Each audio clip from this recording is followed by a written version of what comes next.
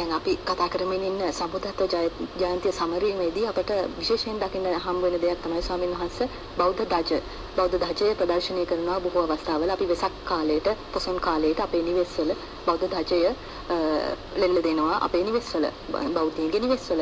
නමුත් මේ බෞද්ධ ධජය අපි පාවිච්චි කරන විදිහ නිවැරදිද?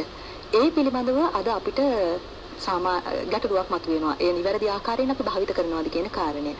අපේ පටිපා වැඩසටහන් මාලාවේ අප බොහෝ වෙලාවට කතා කරනවා ස්වාමීන් වහන්සේ අප අතරින් ගිලිහී යන වත්පිළිවෙත් සම්බන්ධයෙන්. ඒ වගේම අපි අතරින් නිවැරදි විය යුතු කාරණා සම්බන්ධයෙන්.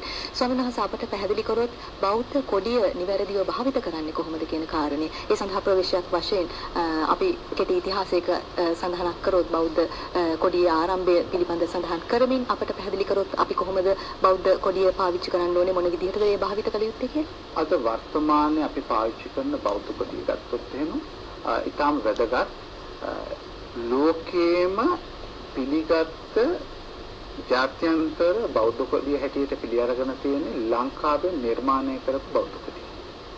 ඒක මුල්වරට ලෝකයට හඳුන්වලා දුන්නේ මොහොට්ටිවත්තේ ගුණානන්ද ස්වාමීන් වහන්සේ. මේ අද අපිට පේන බෞද්ධ කොඩිය නෙමෙයි, ඒකේ ත්‍රිකෝණාකාර හැඩයක් තියෙන බෞද්ධ කොඩිය උන්වහන්සේගේ වාද ස්ථානවලට අරගෙන ගිහින් තියෙනවා. පස්සේ මේ බෞද්ධ කොඩිය 1885 දී අප්‍රේල් මාස 26 වෙනිදා මේක මුල්වරට එසෙව්වා කොටහේන විපදුක්ත මහරජා.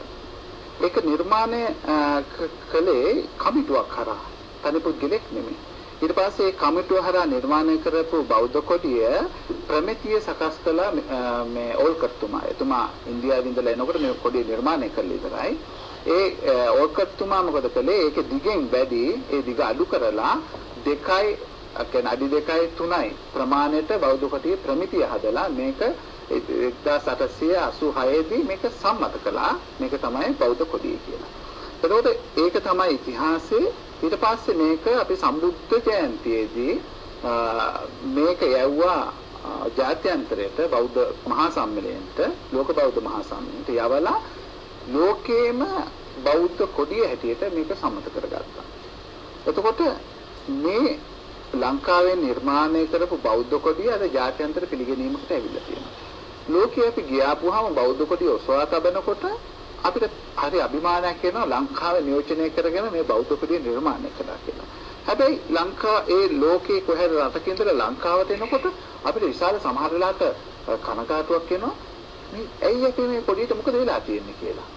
ඒකට සමහර වෙලාවට අපිට පේනවා මේ බෞද්ධ කොඩිය මේ උත්සවයේ කාලෙදී වාණිජ හස්තයට හසු වෙනවා.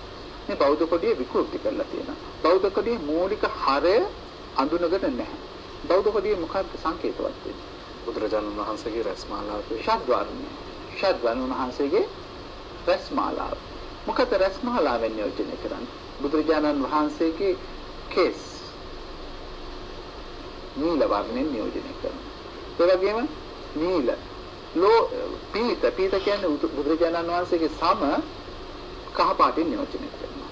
ඒ වගේම ලෝහිත උන්වහන්සේගේ ලේ ධාතුව රතු පාටින් නියෝජනය කරනවා. ඕදාත දත් සහ ඇට දන්ත සහ අට්ටි බුදුරජාණන් වහන්සේගේ නියෝජනය කරනවා සුදු පාටින්.